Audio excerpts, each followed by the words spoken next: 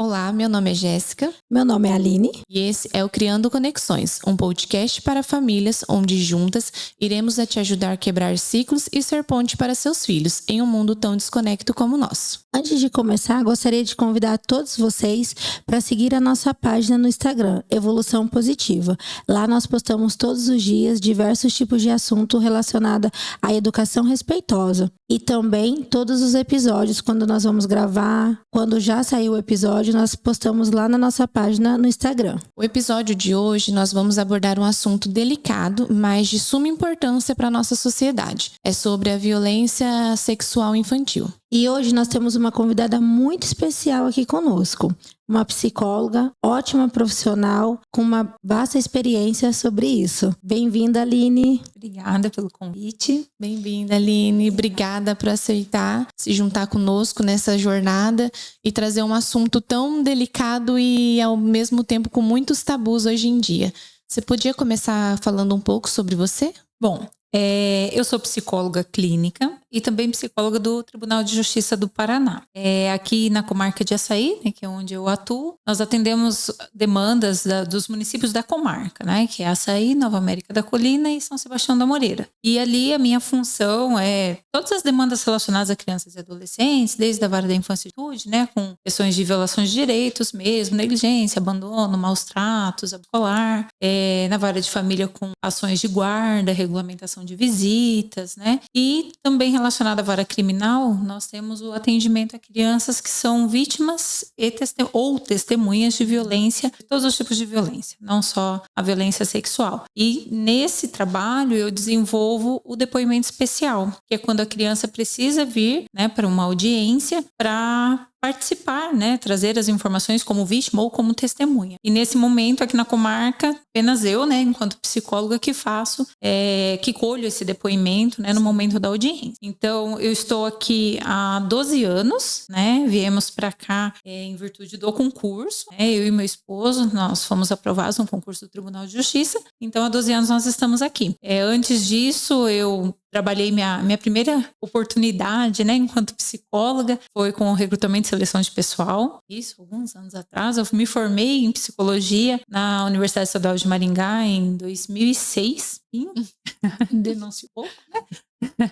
E desde então, depois dessa oportunidade, né, na psicologia, a gente chama de organizacional, né, que é com recrutamento e seleção, eu vim para a psicologia jurídica e aqui nós estamos, né? E além de ser psicóloga clínica e jurídica, eu sou outras coisas, né? Eu sou mãe, sou esposa, mulher, Dona de casa? dona de casa, né? De tudo um pouquinho. Acho que A mulher acaba atribuindo vários serviços, né? Não é só aquele de trabalhar fora, igual você falou, mas dentro de casa tem diversas áreas também, né? são os nossos papéis, né? Que além, assim, dos papéis dentro da nossa própria família, né? Nós temos os papéis sociais também, né? Que ao mesmo tempo que eu sou mãe, que eu sou esposa, eu também sou filha, sou irmã, sou vizinha de alguém, sou amiga de alguém, né? Então, para cada pessoa a gente tem um papel diferenciado, né? Tem um papel diferenciado, né?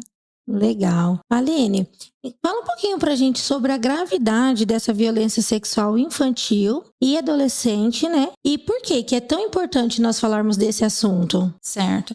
O assunto, né, da violência sexual, ele é bastante complexo.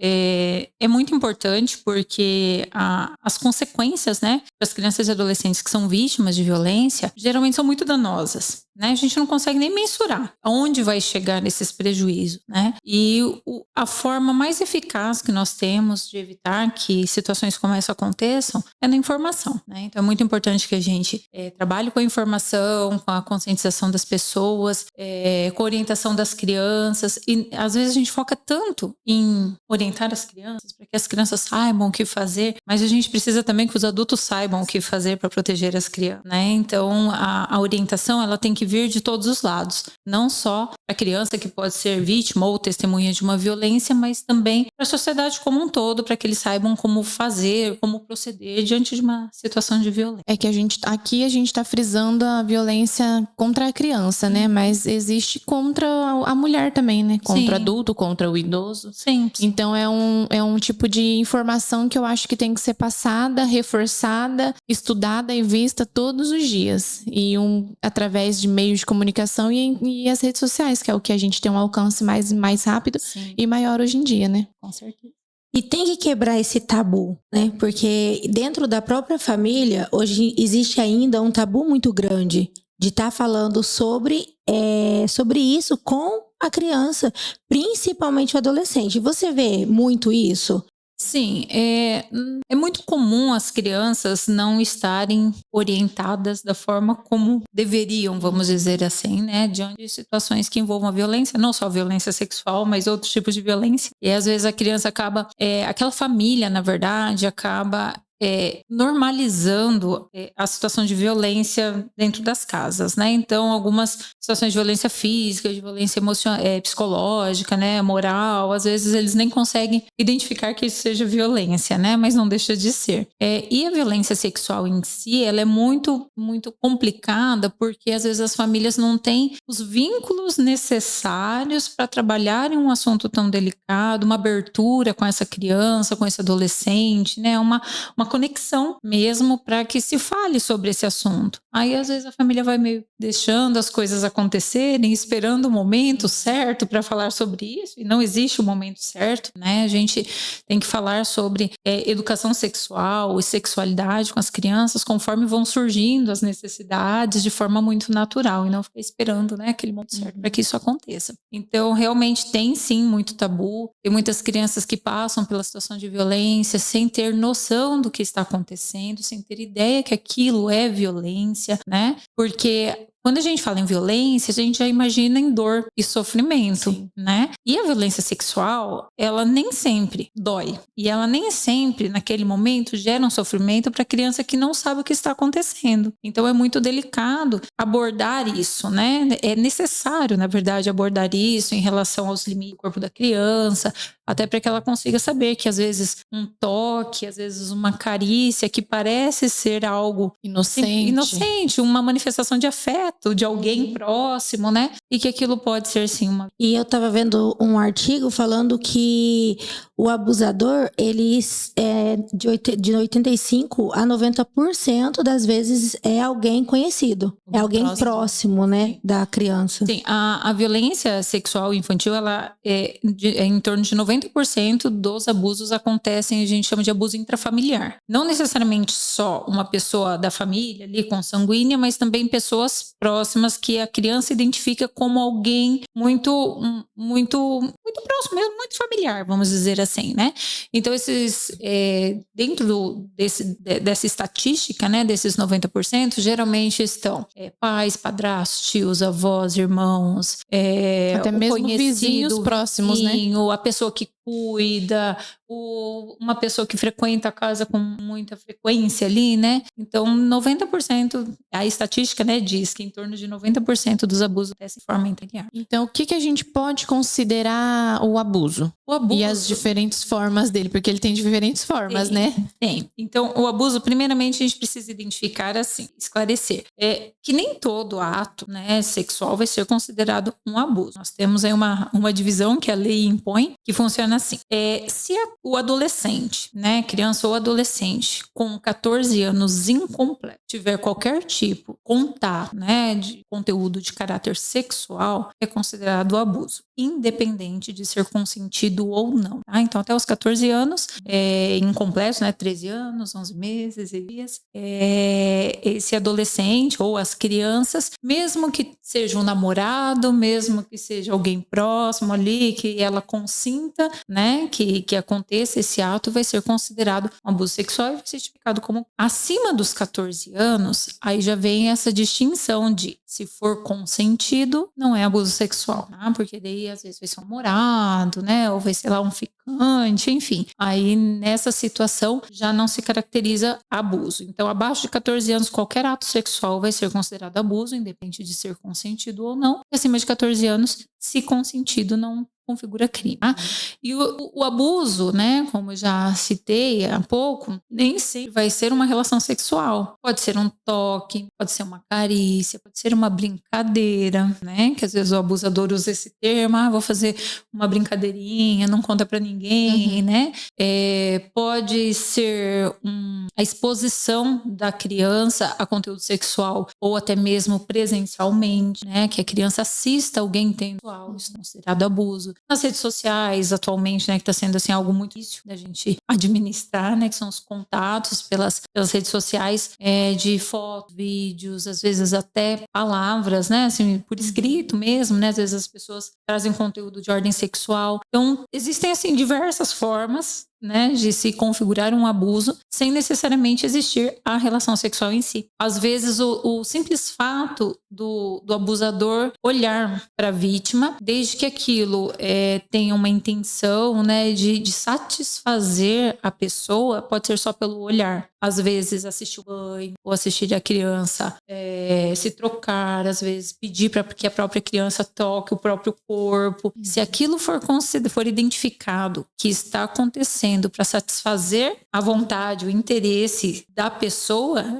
do adulto que está ali, também vai ser considerado e configurado como abuso. Então não precisa necessariamente, né, existir o ato sexual, que é uma dúvida das famílias, muitas vezes, que chegam lá e falam, mas ele só passou a mão nela, né? Mas o passar a mão nela também já é considerado um abuso sexual. E através das redes sociais a gente vê que tem muitos casos que é através de jogos. Porque hoje em dia as crianças estão muito conectadas a jogos, a videogames, e a gente vê que as pessoas se passam por jogadores, mas nesse momento acabam tendo um abuso contra a criança, Sim. né?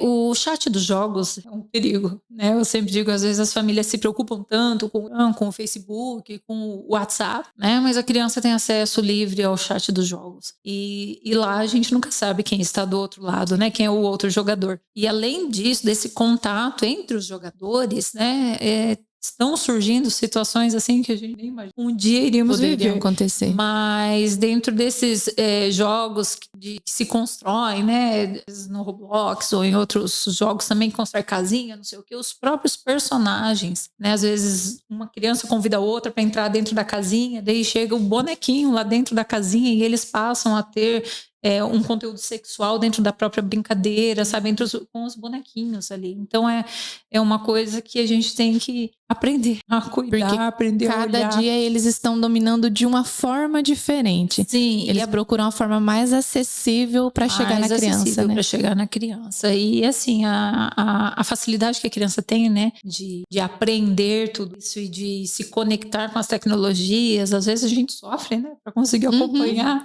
a velocidade deles, mas é algo que é fundamental. A família tem que saber o que está acontecendo, tem que aprender a supervisionar. Mas eu não sei. Até uma vez uma pessoa falou para mim, mas eu nem sabia que tinha chat no jogo. Eu falei, então pesquise e veja, bloqueia o chat, pede para desinstalar, manda desinstalar o jogo que tem o chat, se você não sabe, né, as ferramentas dentro do próprio jogo.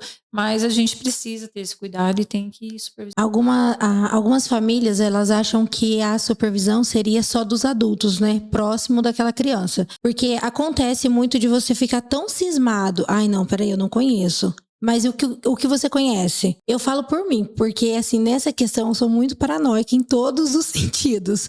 Só que achei legal essa parte assim, e os jogos? Que é um jogo, é inocente. Que malícia que tem em você construir uma casinha? Nenhuma. Mas e o que tem por trás? Esse chat. É legal as famílias, elas pesquisarem tudo a fundo, né? Pesquisarem. Os próprios jogos, se procurar, tem tutorial no YouTube que explica lá como que bloqueia chat, como que identifica, o que faz, o que não faz, né? Não é fácil. A gente tem que, né, aprender a mexer com essas ferramentas. Mas o acesso para você descobrir também como faz para bloquear é simples também. Complexo. Não é complexo, né? Então, do mesmo jeito que a gente passa horas ali assistindo vídeo sobre qualquer outra coisa, né? A gente pode se dedicar um tempinho. Então, uma das recomendações, a gente sempre tem que estar de olho, tanto em desenhos, quanto jogos, chats, conversas online. Sim. Igual você citou, a gente às vezes fica tão preso em redes sociais como Facebook, Instagram e WhatsApp que a gente esquece dessas partes. A gente pode ver até mesmo em desenhos. A gente vê desenhos. Esses dias meu filho estava assistindo um desenho, só que assim, era conteúdo de criança. Era um desenho de criança, só que a fala, eles pegaram um personagem de desenhos infantil, muito assim conhecido no meio das crianças, só que a fala por trás eram falas maliciosas, eram falas maldosas, ensinando a bater, ensinando a maltratar o outro. Então a gente sempre tem que estar de olho, porque às vezes a gente passa assim pela sala e vê na televisão, ele tá assistindo a Peppa. Tá, beleza. Mas será que é a verdadeira Peppa? Ou é a Peppa que aquela pessoa por trás dela criou um outro personagem com falas, né? Então a gente sempre tem que estar policiando essa questão também. Não é somente as redes sociais. Tem que supervisionar. E assim, viver num ambiente com criança é tensão todo momento, né? Desde os cuidados básicos, né? Até essas questões que envolvem até a criação de valores, de princípios, os jogos, os vídeos, né? Os desenhos que estão ali. E às vezes, assim, é cansativo, é exaustivo, eu concordo, eu também sinto isso, tenho filhos pequenos, né? Então, assim, ok, mas é o momento. A gente precisa dar conta de. Infelizmente, a gente vive numa era que não dá pra descuidar um minuto, né? Não. É em constante movimento sempre, né? Sempre novidades. Na hora que você acha que já viu tudo, aparece uma coisa. Ai, e a gente nunca consegue acompanhar tudo. Aline, e o que é essa violência quando chega ali naquela família? Qual o impacto que ela tem? Porque nós vemos assim, algumas famílias, principalmente famílias assim de pouco estudo mesmo, né? Que chega ali ter aquele contato, pode ser não ser físico, mas ser exposta de alguma forma à violência sexual. Como que isso impacta na vida daquelas famílias? Geralmente, né, a notícia de uma violência sexual, né, intrafamiliar, eu digo que ela cai como uma bomba, né? É muito difícil para todos, para a vítima, óbvio, quem sofreu a violência, mas acaba se tornando difícil para todas as pessoas daquele meio. E até por esse motivo que a gente entende algumas reações, às vezes não tão adequadas, não tão esperadas, né, de algumas famílias em relação à criança ou adolescente, como a dúvida se de fato aconteceu, ou atribuir culpa à própria vítima que aconteceu, né? Às vezes as pessoas julgam essas famílias, mas eu entendo que no momento em que a notícia chega, realmente pega todo mundo despercebido, né? E se desestrutura, e eles não sabem o que fazer com isso, e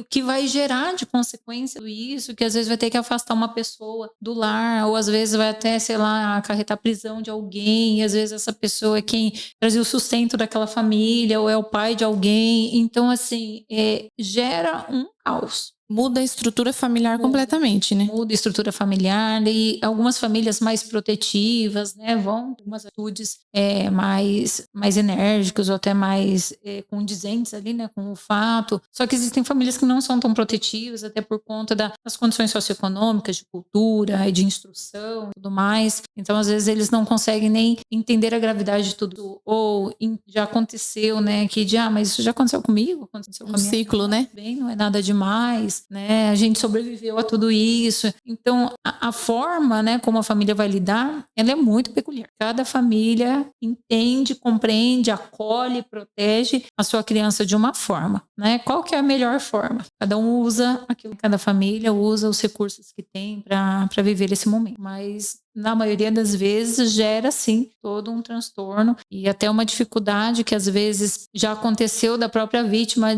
dizer, né, ali no momento que enquanto ela ficou calada, o problema era só dela, e que no momento que ela relatou a situação de violência, ela ser de todo mundo, então ela se arrependia de ter feito a denúncia, né? Então, porque ela sente até uma culpa, né? Exatamente, porque gera toda uma transformação naquele ambiente e ela acaba sendo, né, o que não deveria acontecer, mas muitas vezes é por sua causa tá acontecendo isso. Então, que além da sobrecarga que ela tem do que aconteceu, ela vai ter a sobrecarga de sempre achar que o transtorno, tudo que está acontecendo depois que a bomba explodiu, é culpa dela. Sim. Porque, infelizmente, ela é o centro daquilo tudo que tá acontecendo, né? E dependendo da idade, e se dependendo de como o psicológico tá afetado, ela vai trazer aquilo como culpa dela, né? Culpa dela. Às vezes acho que bate até o arrependimento de falar assim, eu devia ter ficado quieta, não devia ter falado nada. Sim, é bem comum eles manifestarem que se arrependeram de ter relatado, né? Ou quando eles revelam isso para alguém e essa pessoa faz a denúncia, se arrependem de ter confidenciado isso para alguém. Então é bem complexo. E a gente sempre escuta falar assim, né? Aquela criança tá mentindo. Aquele adolescente que procurou também anda pelado, né? Assim, são termos que a gente escuta muito hoje em dia. Você vê isso da parte da própria família? Aquela criança, ela chegou, relatou, né? Chegou aos seus cuidados. A própria família, não, é mentira. Uma criança aí, vamos dizer, de uns 4, 5, 6 anos. Sim. Desacreditar na criança é mais comum do que a gente imagina, né? E é algo que eu sempre digo que a gente jamais deveria fazer. A criança, a gente tem que acreditar nela sempre. Porque mesmo que o fato que ela está relatando não seja exatamente aquilo, que faça parte de uma fantasia, que faça parte de uma ideia equivocada, enfim, ela está denunciando algo. Às vezes não é necessariamente aquilo que ela disse, aquilo que ela trouxe, mas por trás disso existe alguma coisa, né? Quando a senhora está fazendo isso para chamar atenção, aí eu penso, se a criança precisa chegar a esse ponto para chamar a atenção de alguém, o que está acontecendo ali nessa família, né? Que não está legal. Né? O que está faltando. O que está ali, faltando. Né? Então é muito comum, sim, as pessoas não acreditarem. Quando é criança pequena, ainda não tem muito o que fazer, a mãe, mesmo não acreditando muito, tem que ficar por ali, né? Mas com adolescentes é mais complicado, porque existem casos em que a família vira as costas mesmo para o adolescente, e aí o adolescente tem que buscar outros meios aí de dar sequência e seguir a vida dele, né? Por conta de desacreditar mesmo, né? Mas eu sempre digo que a criança, se ela trouxe uma situação, se ela trouxe uma denúncia de violência sexual, acreditem. Primeira coisa é acreditar. Depois disso, com o tempo, as coisas vão acontecer, vai ter uma investigação policial, que não somos nós que vamos fazer isso. E pode ser que não seja aquilo que ela trouxe, mas de qualquer forma, essa criança que faz uma revelação dessa forma, né, que faz uma denúncia desse nível, ela precisa de algum cuidado. De qualquer forma, ela precisa de um cuidado. Né? Então, que a gente entenda que a criança, a gente precisa acreditar. A gente acredita na criança. É igual a gente sempre frisa aqui. No mesmo sentido. São situações diferentes, mas ela tem o mesmo fundamento. Nós sempre frisamos aqui assim, a criança, ela teve um mau comportamento, ela tá tendo uma crise de birra, uma crise de choro, ela tá muito explosiva, muito agitada, mas se ela está assim, é porque tem algo por trás. Nunca é à toa. Jamais uma criança vai se jogar no chão à toa. Porque, resolvi me jogar no chão agora, vou me jogar no chão, vou chorar, vou me qual é o benefício dela? Sim, vou me espernear. Não, pode ser até algo mais simples a algo mais complexo, né? Só que é igual a gente fala, atrás de toda ação tem alguma coisa que tá acontecendo, algum comportamento, algum pedido de socorro. Então a gente sempre tem que estar atento e observar quais os comportamentos das nossas crianças. Opa, eu sei que a criança, ela é assim, mas ela tá tendo um comportamento diferente. Você consegue dizer pra gente quais, assim, os sinais, se existe alguns sinais de alertas em que os pais ou os cuidadores podem estar observando na criança se ela estiver sofrendo algum tipo de violência? Sim, nenhum tipo de sinal, com exceção do físico, sim, né? Se houver mesmo uma lesão, vai fazer um exame, às vezes no IML, constata, né? Que houve, sim, algo, aí já nós temos uma questão mais concreta, né? Os outros sinais, eles nunca vão ser provas absolutas de que aquilo é por conta de uma violência sexual, mas ela pode indicar. Como que a gente avalia? Quando a criança teve uma mudança de comportamento, tá? Às vezes a criança era mais calma, mais tranquila, de repente ela está muito irritada, de repente ela está muito explosiva, de repente ela está agressiva, quando existe uma mudança. Não o caso que a criança sempre foi irritada, sempre foi nervosa, será que aconteceu alguma coisa? Talvez seja da própria forma dela existir, né? Mas na violência sexual sempre existe uma mudança de comportamento, ou para agressividade, ou até mesmo para apatia. e isolamento. Às vezes a criança se socializava bem, se envolvia bem nas atividades, e de repente ela já não quer mais, de repente ela já não fica mais com os amiguinhos na escola, ela fica mais quieta no cantinho dela, às vezes está chorando, às vezes não reage muito mais aos estímulos, né? Então, houve uma mudança repentina aí de comportamento. Então, pode estar associado sim a uma situação de violência. Tem a questão física, né, de sinais, de marcas pelo corpo. Em adolescentes, né, às vezes muitas situações de autolesão, né, de crises de ansiedade. Eles ficam mais reclusos também, né?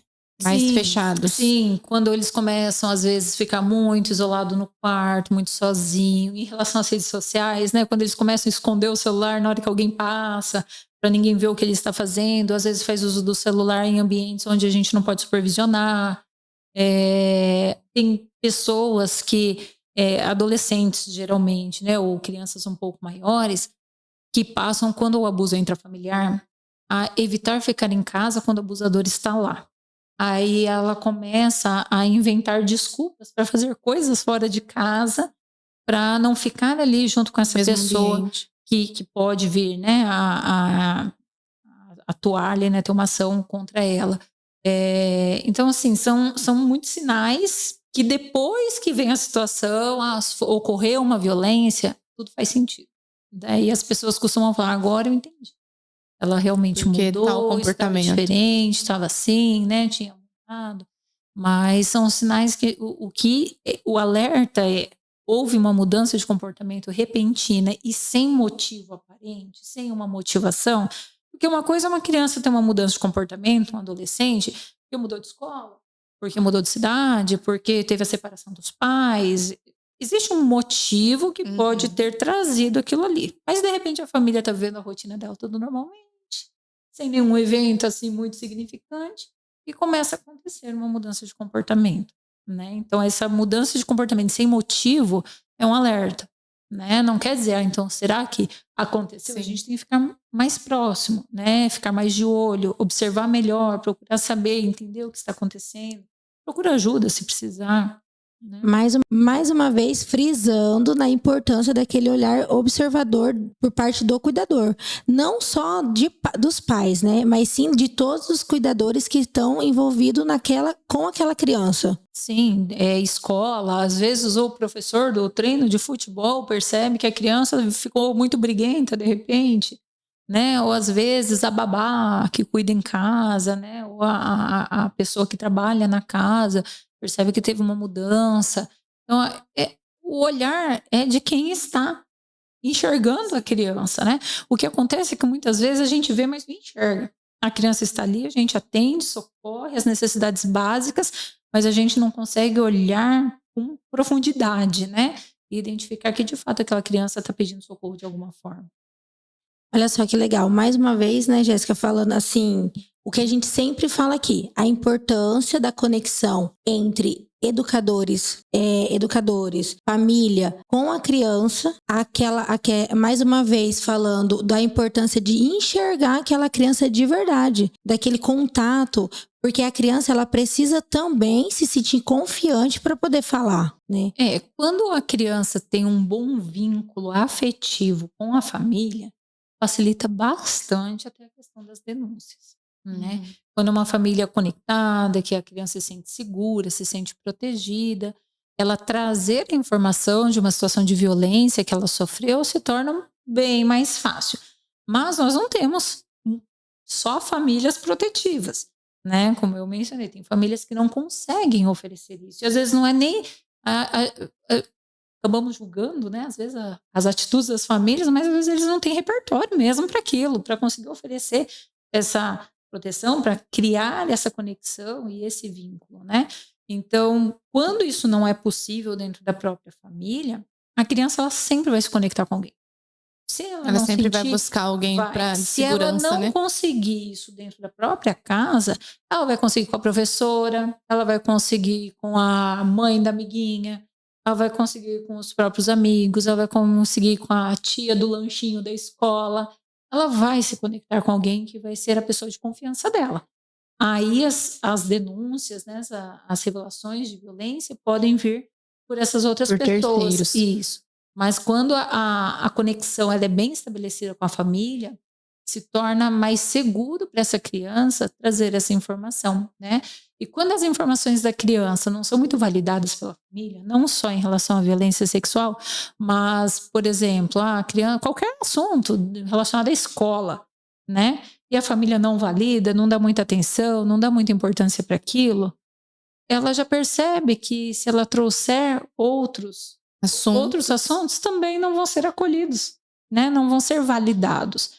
E aí ela já não vai trazer uma bomba dessa naquele ambiente, né? Então ela acaba segurando essa informação para ela até ela encontrar ali um porto seguro, vamos dizer assim, onde ela pode revelar, né, o que está acontecendo.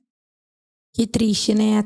O quanto essa criança, essa pessoa, ela tá sofrendo até ela conseguir desabafar e conseguir ajuda, né? Imagino a tristeza que Sim, existem vários motivos, né, que levam a criança, o adolescente, qualquer pessoa, né, vítima de violência sexual, a não revelar, né? Tem várias questões aí envolvidas. Uma delas é o pedido, que geralmente o agressor, né, pede segredo, que não é para contar para ninguém. Já tem algumas situações que acontecem até ameaças, mas a falta da conexão com a família também é uma delas, que dificulta. Às vezes a criança quer falar e não se sente acolhida o suficiente para falar. E chega até algum caso, assim, dessa criança tá, assim, desestruturada. Tem uma família mais desestruturada e não ter esse vínculo, essa conexão com a família. E a partir do momento que ela encontra um abusador, que ele sabe que aquele é o ponto fraco dela. Já aconteceu casos da criança realmente já não contar, porque às vezes ela se sente segura até mesmo com ele mesmo, ele fazendo essas coisas contra ela, porque é alguém que, vamos dizer, deu atenção a ela, está vendo ela. Quando é uma criança pequena, né, que ainda não tem muitas noções de que aqueles atos são criminosos, vamos dizer assim, né?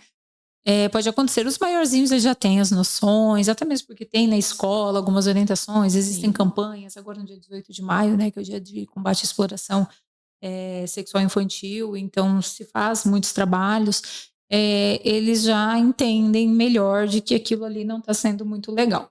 Mas quando é uma criança pequena, eles costumam gostar do abusador. É bem típico. Adoram. Ele é o bonzinho. O abusador, ele não é um monstro. Ele nunca vai aparecer vestido lá, né, horrorosamente. Não. Ele é doce, ele é carinhoso, ele é atencioso. É aquele que presenteia, aquele que leva para passear, ele traz doce. Ele é agradável. Ele não vai com crianças pequenas. Na maioria das vezes, o abuso não gera dor. Né? Vai ser um toque, uma carícia que vai ser gostoso, e a criança não tem malícia de entender que aquilo não é legal e ela acaba permitindo, né, que tudo isso aconteça por não saber que não é o ideal, né? E tem alguma forma, assim, que os pais podem estar fazendo para prevenir esse tipo de violência contra os próprios filhos? Precisamos de conexão. Mais uma vez. Conexão, mais uma vez. Quanto mais conversa, mais informação, mais diálogo com essa criança desde pequenininha, né, a respeito do próprio corpo, dos limites, das suas partes íntimas, né? Quanto mais orientação essa criança tiver, menor o risco de acontecer. Ou, caso venha acontecer, essa criança conseguir identificar que aquilo foi uma violência orientada e já fazer uma denúncia, né? Então, assim, o diálogo, né? O explicar o que é uma violência, o que não é adequado. Claro que você chegar com uma criança de 3 anos e falar isso aqui é uma violência sexual, não precisa usar os nossos termos técnicos, né? A gente pode falar que existem as partes do corpo que ninguém pode tocar, são as partes íntimas, né? Tem alguns canais, tem sites, tem uma série de livros, né? Com tantas informações. Temos de forma histórias acessível, infantis, né? Porque cada idade vai exigir uma habilidade para se falar desse assunto, né? E existem, assim, hoje em dia, milhares de formas de trazer esse assunto à tona desde a criança pequenininha lá, quando ela começa a entender que não pode, né? Que começou a andar, ela já entende se ela pode, se ela não pode fazer alguma coisa, e essa informação ela pode vir muito desde da maternal ali, né? E existem alguns canais, né, de informação, eu vou até citar alguns aqui, que são os que eu estou sempre ali pesquisando e fazendo uso. Tem um site da Childhood do Brasil que tem tudo sobre a situação de violência contra a criança e adolescente, como testemunhas também, com indicação de livros, de filmes, com explicação do que como quais são os sinais, quais são os comportamentos que costumam acontecer. É um site lindo, maravilhoso, e eu recomendo, né? Pelo YouTube mesmo, muitos vídeos agora, no mês de maio, vai aparecer um monte, né, dessas criações, mas existe um canal que chama Defenda-se, que é do Instituto Marista, que também é muito legal, são desenhos animados muito curtinhos, de 50 segundos, 1 minuto, e cada desenho desse fala de um assunto. Um deles fala sobre a carona, o outro fala sobre a foto, o outro fala sobre o carinho, o outro fala sobre o doce, sempre indicando que se alguém fizer algo, né, que esteja ali, que daí fala quais são as ações de violência. Que a criança até mesmo não se sinta confortável num desses casos, né? Exatamente. E tem também alguns livros, né? Tem o Pipo e Fifi, tem o... como que é? Peraí, está estranho esse carinho, até de uma amiga minha que se formou comigo, que construiu esse livro junto com uma outra colega de trabalho. Então tem, assim, uma série de recursos para você falar, porque às vezes é difícil a gente vem aqui, vamos conversar sobre, né, uma situação de risco. Mas através de vídeos, de livrinhos, de historinhas, se torna bem mais fácil e a criança ela aprende muito bem. Na parte que a gente chega na educação sexual, né? Muitas vezes quando a gente fala sobre educação sexual, todo mundo pensa assim, educação sexual a gente vai falar sobre o sexo. E não é. É a gente ensinar a criança a poder conhecer o seu próprio corpo. Sim. Os limites que aquele outro, o segundo, terceira pessoa vai poder chegar a tocar no corpo dela. É a criança saber falar não, ela impor limites se alguém chegar num limite que ela sabe que não pode ultrapassar. Aquela linha. É a gente ensinar a criança a conhecer as próprias partes íntimas, o próprio corpinho, onde pode tocar, onde não pode. Muitas vezes a gente acha assim, educação sexual, vamos falar de sexo. Mas não. É a criança conhecer o seu próprio corpo. É ela saber quais são os seus limites e até onde aquela pessoa pode estar chegando com ela, né? Exatamente. E assim, existe um tabu também em cima da educação sexual, né? Tem pais que, nossa, quando fala que vai acontecer alguma ação de ação sexual nas escolas, meu Deus, entra em desespero, achando que nós estaremos lá para ensinar os filhos deles a terem como funciona um ato sexual. E não é isso, né? É identificar mesmo os riscos que eles sofrem entre os adolescentes, gente, como acontece a situação de violência sexual entre os adolescentes. Por não se respeitar o limite exatamente, né? Como você trouxe de até onde que esse outro, às vezes é o namoradinho ou é o ficante ali, né? Mas até onde esse outro pode chegar, né? E acaba que por falta ali de uma estrutura, de um suporte, de reconhecer mesmo qual a importância de estabelecer esse limite, de pôr, né, pro outro qual é o limite, acaba que... E a criança ou o adolescente tendo esse tipo de conhecimento, ela sabe que na hora que acontecer algo relacionado a isso ou algo parecido, ela sabe, já vai falar assim, ó, cruzou a linha vermelha, tem algo de errado. Então, se for uma criança que tem um vínculo já maior com a família também, de conexão, de comunicação aberta, ela já vai poder chegar e se comunicar. Olha, aconteceu isso, ela já vai saber que isso foi errado. Sim. Não vai esperar acontecer algo maior ou pior para vir à tona e até mesmo relatar a alguém mais próximo dela ou aquela pessoa de Porto Seguro, como a gente disse, né? Sim.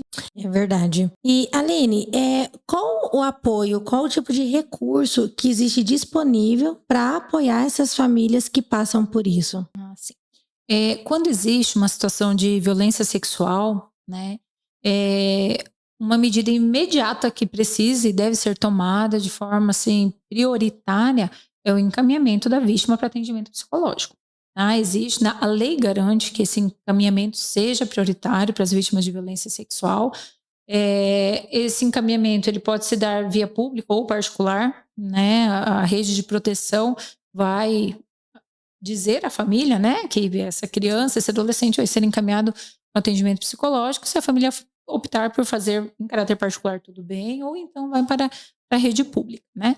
E além do atendimento psicológico, toda a rede de apoio, né, toda a rede de proteção da criança e do adolescente, que envolve a Secretaria de Educação, de Saúde, de Assistência Social de todos os municípios, vão se aproximar dessa família e identificar se essa situação de violência trouxe alguma situação de vulnerabilidade ou de risco para os demais, para oferecer o suporte que for necessário naquele momento. Porque tem famílias que tem um suporte, né, de outros, de terceiros, ou da própria família extensa, que vai ali se reorganizar em relação a todo esse evento e vai ficar tudo bem.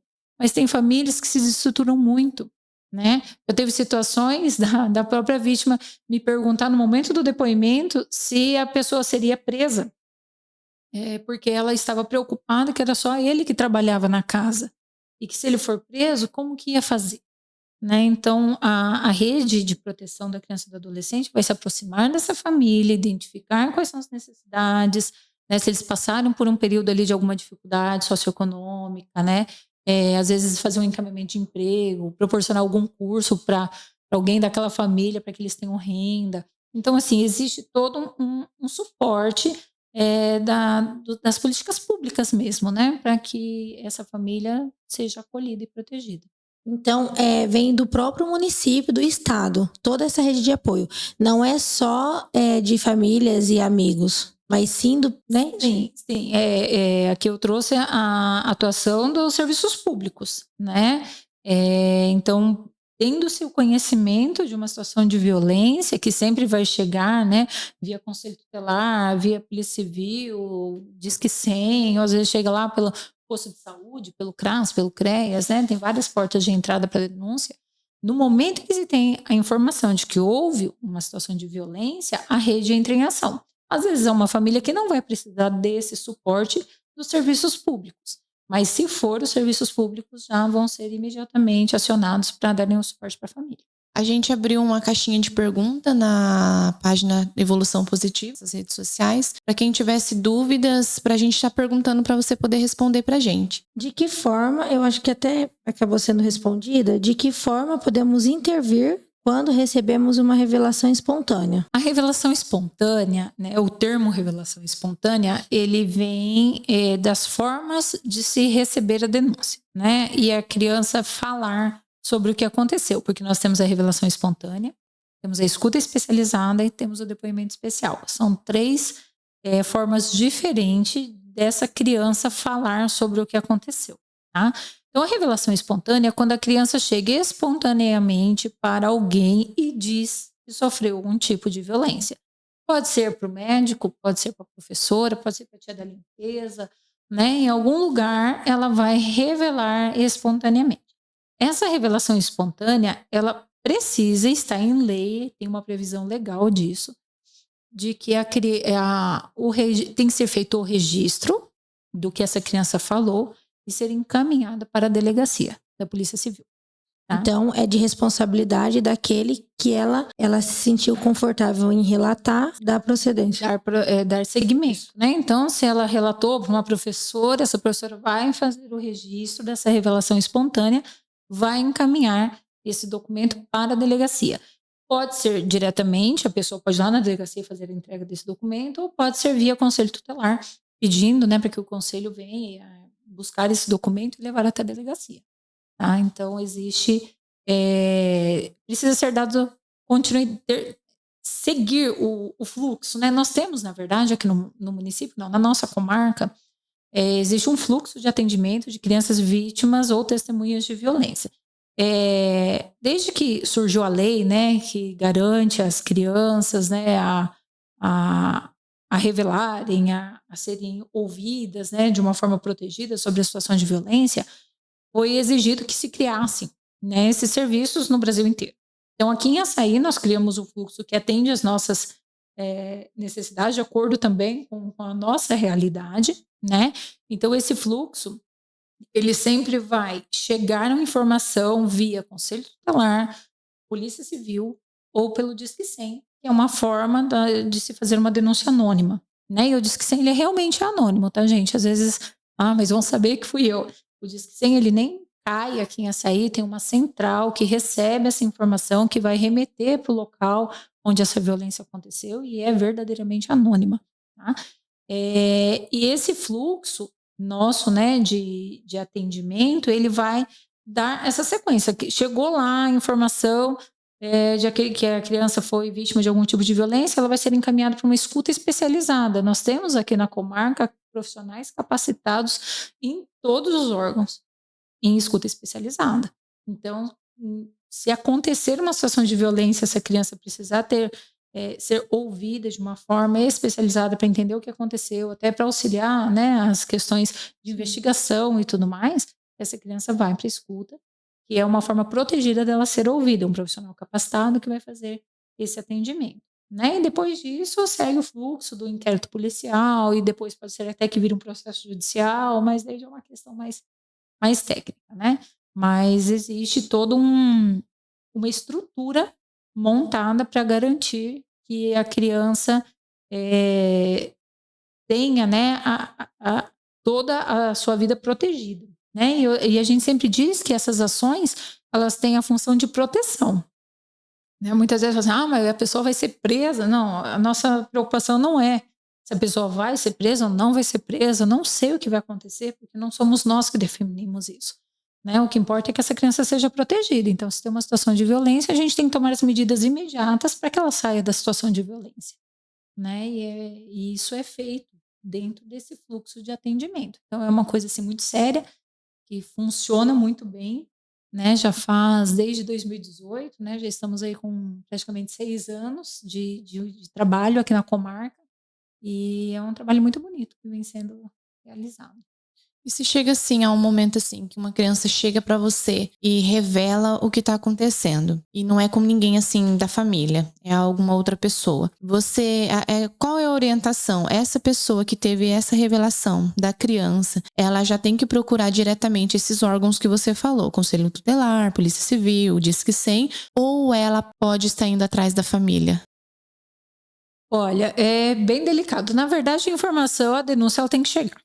Né? Se vai passar pela família antes ou não, porque eu entendo que às vezes, né, se é uma pessoa próxima, vai conversar com a mãe, com o pai, só que às vezes a pessoa tá ali dentro de casa, né? Sim. Então tem que existir também um bom senso de quem recebeu essa informação para que, se isso não vai complicar ainda mais a vida dessa criança, né? E falar com essa família, né? E expor tudo isso, tudo vai depender de caso a caso, né? Mas se for de uma pessoa, um terceiro, ou se de repente existe uma família que realmente é protetiva e que vai tomar as medidas, tudo bem, né? Mas às vezes o abusador é a própria pessoa com quem a pessoa vai falar, né? Então precisa existir ali um bom senso, uma cautela, apesar de que a família tem que sempre ser notificada. Mesmo que a denúncia chegue lá no Conselho Tutelar ou chegue lá na Polícia Civil, a família vai ser informada do que está acontecendo. Então a pessoa não precisa ficar com esse receio de ter que contar diretamente para a família, porque de qualquer jeito a família vai ser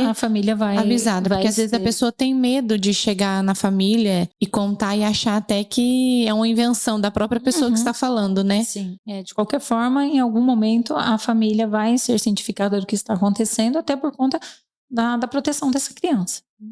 Existe algum meio que pode ser a incentivar a criança a se sentir mais confortável para que ela relate isso? Eu penso que vem da nossa conexão, né? Novamente, dela se sentir que ela está segura, que ela é protegida por aquela família ou por alguém, né? Para que ela consiga trazer essa informação, né? Porque um meio assim de como fazer a criança dizer se ela foi abusada sexualmente ou não é muito complicado, porque às vezes tem toda uma dinâmica por trás da situação de violência que mesmo que a gente pergunte, mesmo que a gente fale, ela não vai revelar naquele momento, né? Então ter assim uma estratégia, né, coringa para dizer isso vai resolver, não é bem assim, né? Mas se tendo um canal de comunicação bem estabelecido, se os vínculos afetivos forem seguros para ela, se ela sentir que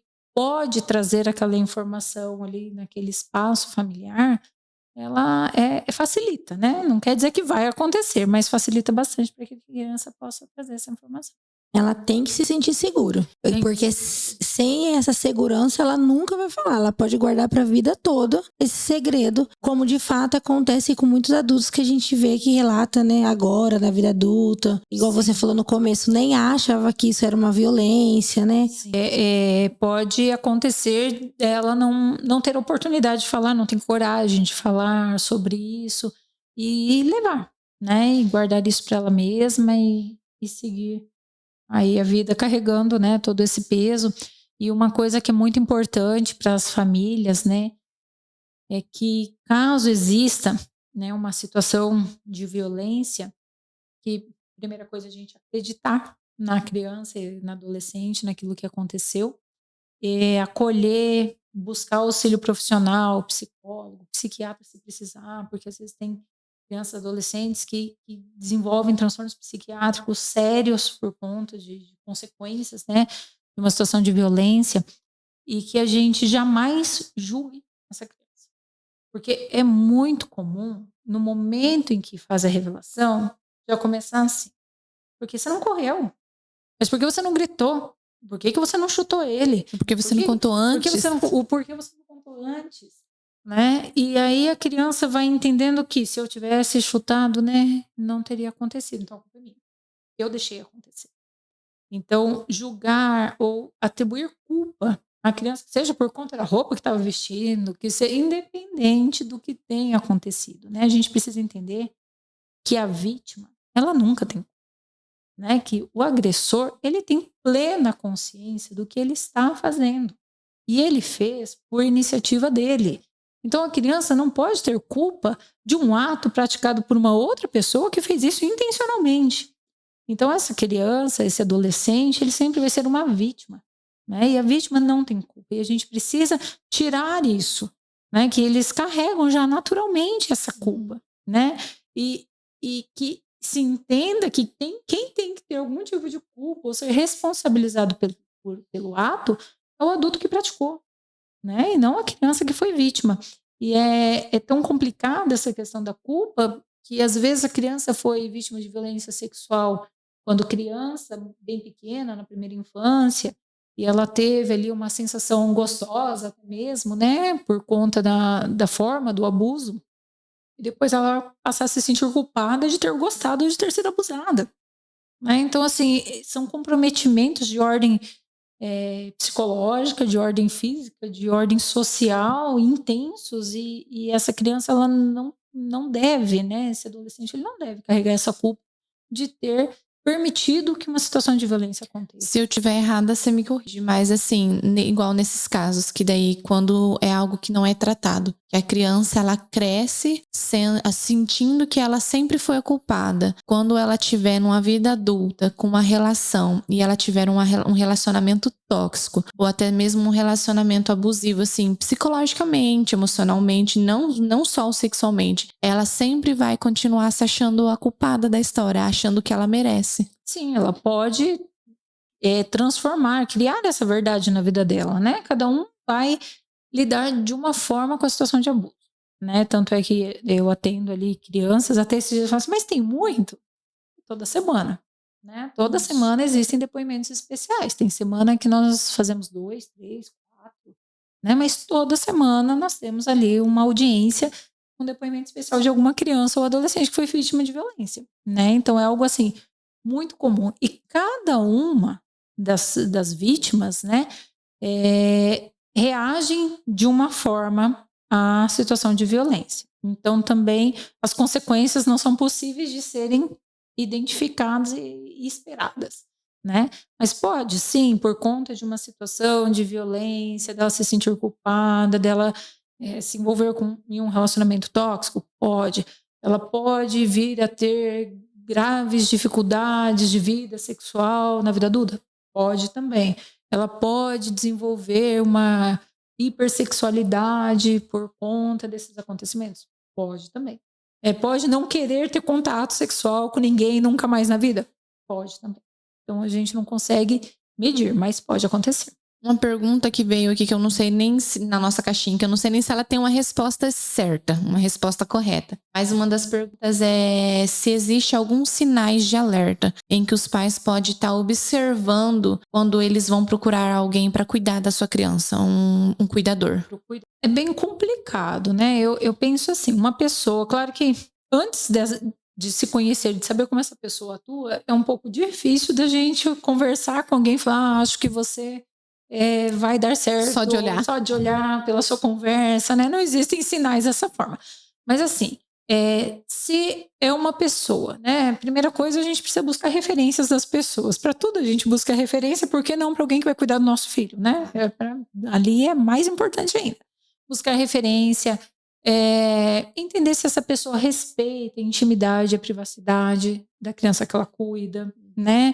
Se a criança, por exemplo, não quer que ela entre no banheiro enquanto a criança está tomando banho, se ela respeita isso, a criança tem o direito, né? De não querer ser assistido por ninguém. Se é uma pessoa responsável, né? Se é uma pessoa que tem princípios, valores, enfim. Mas nada disso vai conseguir ter a máquina ali da verdade para a gente saber se é arriscado ou não, né? Ter aquela pessoa. A supervisão, a gente está sempre alerta, atento aos comportamentos, ao que os nossos filhos falam daquela pessoa, né? Como eu falei, o abusador, ele nunca é inicialmente uma pessoa do mal, ainda mais quando é uma questão intrafamiliar, né? Alguém que é querido pela criança. Então, fica um pouco difícil de identificar.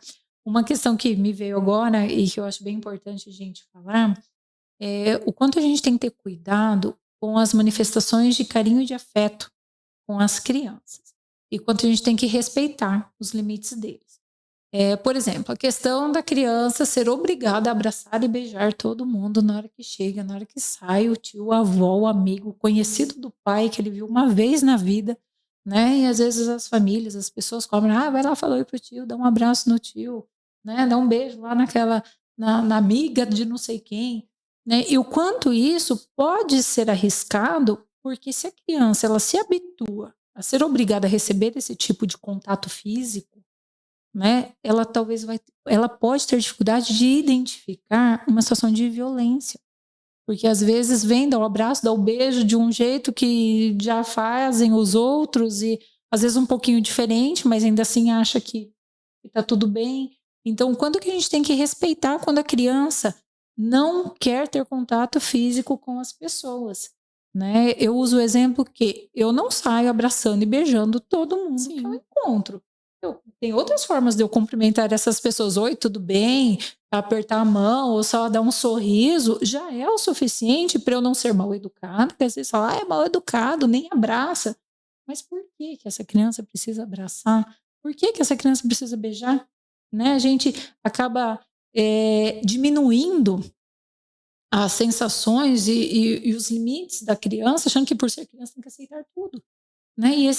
E essa questão de que a criança tem que aceitar tudo é muito grave, porque ela pode aceitar, inclusive, uma situação de violência sexual. Né? Um beijo na boca, um abraço com uma passada de mão em algum outro lugar, e às vezes a criança não vai entender que aquilo ali foi abusivo. Né? Então, o quanto que é importante que a gente, claro, a gente tem que ensinar os nossos filhos a serem polidos e educados, tá tudo bem. Né? Mas a gente pode fazer isso sem precisar do contato físico. Então, se a criança se sente confortável em abraçar, em beijar a avó, o tio, o vizinho, o amigo, tá tudo bem. Se ela não quiser, é um direito dela não querer. Né? E uma das coisas que também é comum, talvez as famílias não percebam, mas as vítimas revelam isso, é que o abusador às vezes ficava abraçando, beijando e aproveitava essas oportunidades para dar uma passadinha de mão ou para fazer alguma coisa a mais, e a criança passa a recusar o contato com essa pessoa.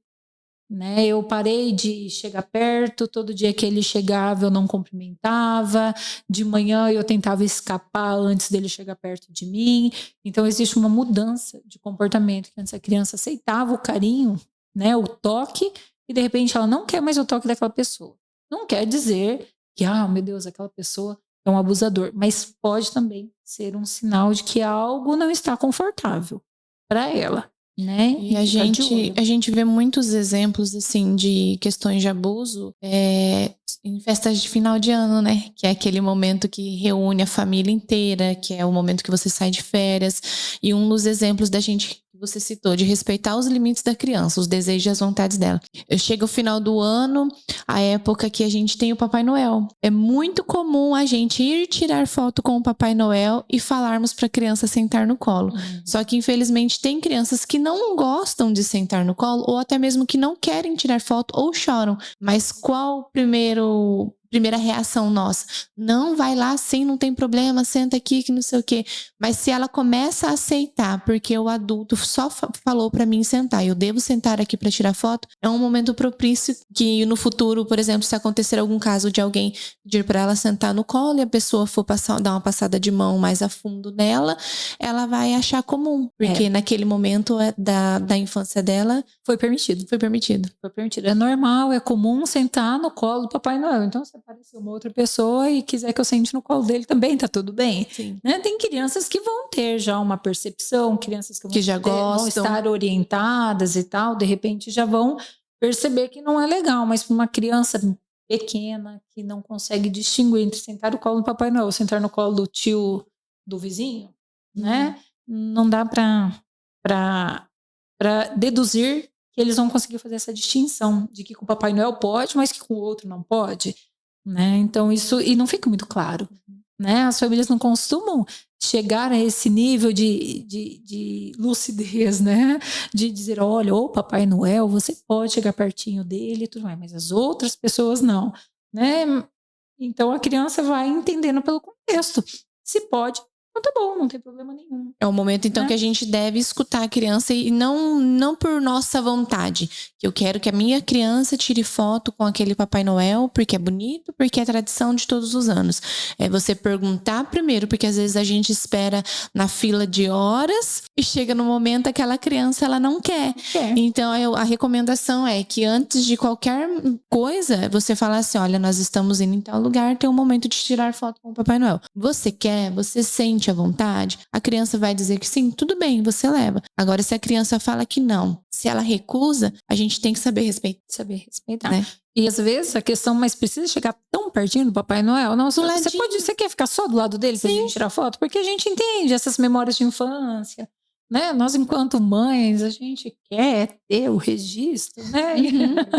E é aquela coisa, é simbólico, é significativo, né? Faz sentido pra nossa vida.